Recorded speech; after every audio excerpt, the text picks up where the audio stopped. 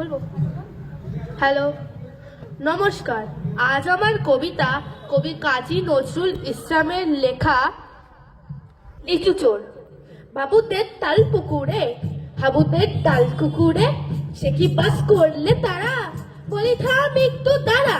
পুকুরের ওই কাছে না লিচুর এক গাছ আছে না, ওটা না আসতে গিয়ে ইয়া বড় কাস্তে নিয়ে গাছে কেচে চড়েছি, ছোট একটা ডাল ধরেছি। ও বাবা মরাদ করে পড়েছি সরা জোরে, পড়বি তো বর্মালির ঘাড়ে। সে ছিল গাছের আড়ে, বেটা ভাই বড় নচ্ছর, ধুমাধুম গোটা দুচ্ছার। দিলে খুব কিলো ঘুষি, একদম জোরসে ঠুসি। আমিও বাগিয়ে থাপড়, দেহাওয়া চাগিয়ে কাপড়, লাফিয়ে টিল্লু দেওয়াল। দেখি এক ভিতরে শিয়াল, আরে দেখ শিয়াল কোথা, ভেলোটা দাঁড়িয়ে হোতা, দেখে যেই আটকে ওঠা।